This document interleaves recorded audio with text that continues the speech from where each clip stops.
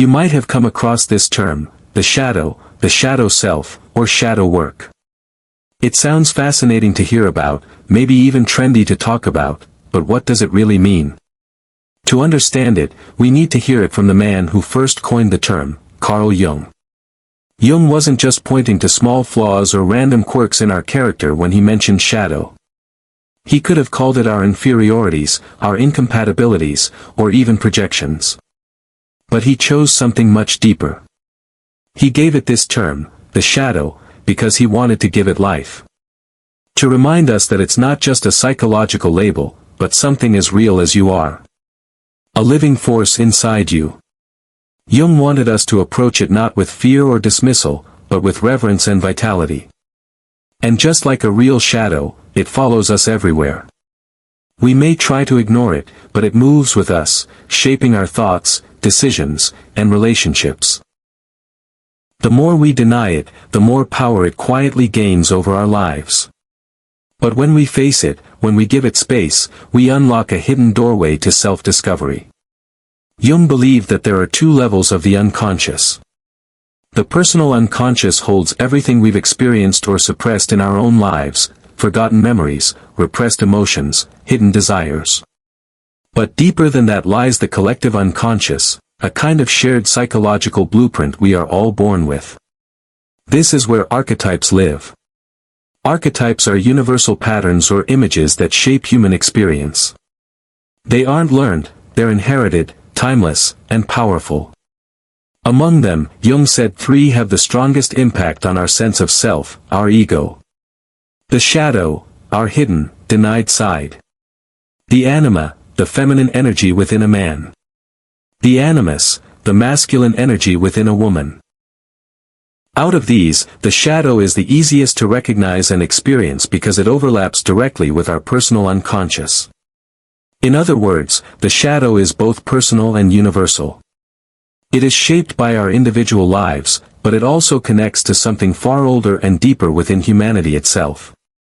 This is why when we face our shadow, it feels so overwhelming. We're not just dealing with our own anger, jealousy, or fear. We're tapping into an ancient force that every human has carried across generations. And that makes the shadow not just a personal challenge, but a universal human experience. Jung described it this way: the shadow personifies everything that a person refuses to acknowledge about themselves, and yet, it is always pushing itself onto them, directly or indirectly. For instance, through inferior traits of character and other incompatible tendencies. What does that mean? Simply put, the shadow is all the parts of ourselves we'd rather deny. Our anger, jealousy, selfishness, laziness, even our secret desires. Everything we push away because it doesn't match the image we want the world to see. But here's the catch: ignoring these traits doesn't make them disappear. They sneak back into our lives, showing up in our behavior, our relationships, and even our judgments about other people. Think of someone who prides themselves on being calm and kind. They may refuse to admit they feel rage. But that hidden rage can come out in sudden bursts, passive-aggressive comments, or even in criticizing others for being too angry. That's the shadow at work. It's the side of us that won't stay buried, no matter how hard we try to deny it. So, in the journey into the self, the shadow is the very first thing we encounter.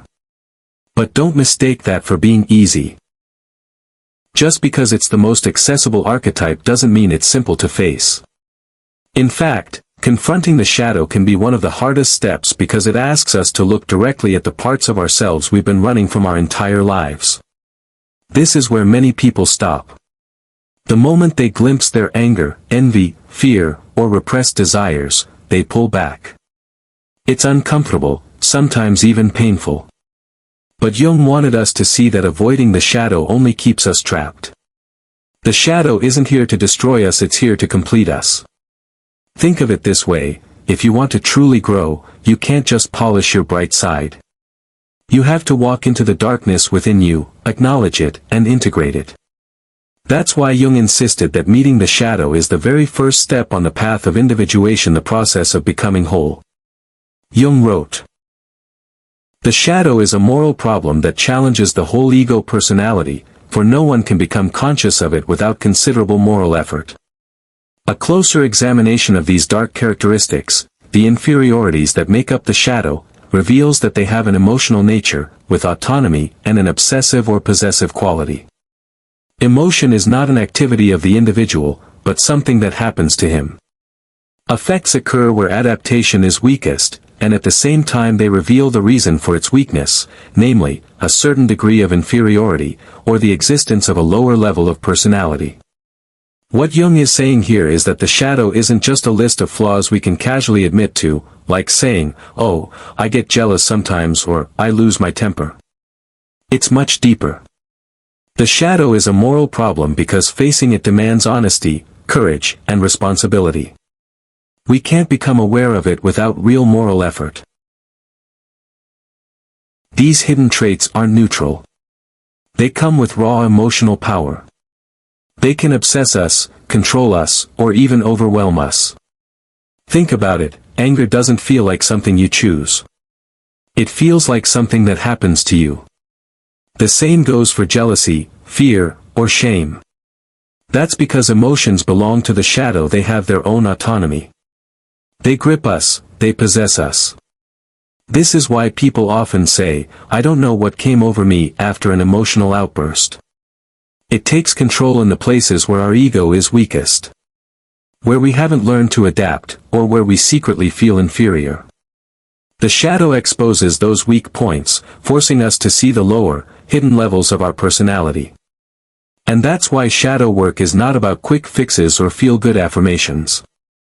It's about wrestling with the raw, emotional, sometimes chaotic parts of ourselves.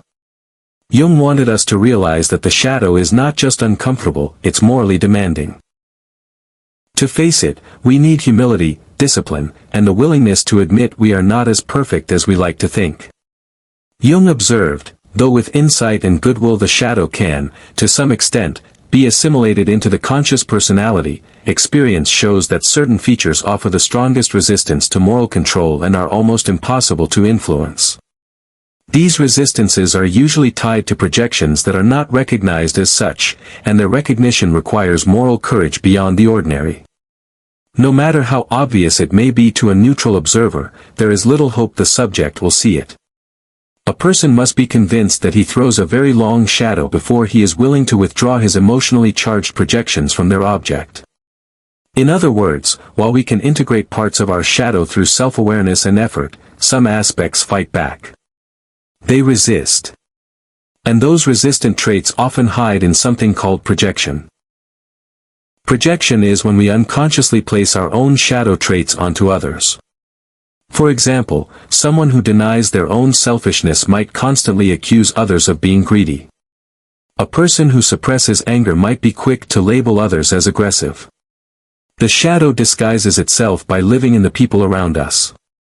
Here's the hard part, recognizing these projections requires a rare kind of moral courage. It's easy for outsiders to see. Your friends might say, "You keep blaming others, but maybe it's you." Yet for the person caught in projection, it feels almost impossible to accept. The shadow resists being seen. This is why Jung said we must first realize how long our shadow truly is. Until we admit the depth of our unconscious projections, we'll keep blaming the world for what actually belongs to us. Only then, with humility and courage, can we begin to withdraw those projections and reclaim our power. Imagine someone who secretly struggles with insecurity. Instead of admitting it, they constantly accuse their partner of being untrustworthy or disloyal. In reality, it's their own fear of abandonment being projected outward. The shadow takes what they don't want to see in themselves and paints it onto the other person. Think of a coworker who gets irritated whenever others receive recognition. They might complain, "That person is arrogant, they always want the spotlight." But deep down, it's their own unacknowledged desire for praise and validation. The shadow hides it inside, while their mind convinces them the problem lies with someone else. Sometimes entire groups project their shadow onto others. For instance, a community might accuse outsiders of being violent or corrupt, when those same qualities exist within their own culture. The shadow doesn't just act on individuals, it can move through societies, fueling prejudice and conflict. And this is where shadow work becomes deeply personal. Ask yourself, what qualities in others trigger me the most? What behaviors do I quickly judge or condemn? Often, those are the very traits hiding in your own shadow. Jung's point was simple, but uncomfortable. Until we recognize projection, we will always see our shadow in other people but never in ourselves. Jung wrote, the effect of projection is to isolate the subject from his environment, since instead of a real relation to it, there is an illusory one. Projections change the world into a replica of one's own unknown face. This leads to an autoerotic or autistic condition, in which one dreams a world whose reality remains forever unattainable. The more projections are thrust between the subject and the environment, the harder it becomes for the ego to see through the illusion. It is this shadow that spins the illusions that veil his world, and what is being spun is a cocoon that will eventually envelope him completely. What Jung is saying is that projections don't just distort how we see other people. They distort our entire relationship with reality. Instead of truly engaging with the world, we end up trapped in illusions of our own making. When we project, the world stops being what it is and becomes a mirror of our shadow. We stop relating to people as they truly are, and instead, we only relate to our own denied qualities reflected back at us. It's like walking through life wearing a mask that blinds you. You think you're seeing others, but really, you're only seeing yourself. Jung warns that this creates a cocoon, an inner prison woven by our own shadow. The more we project, the thicker the cocoon becomes.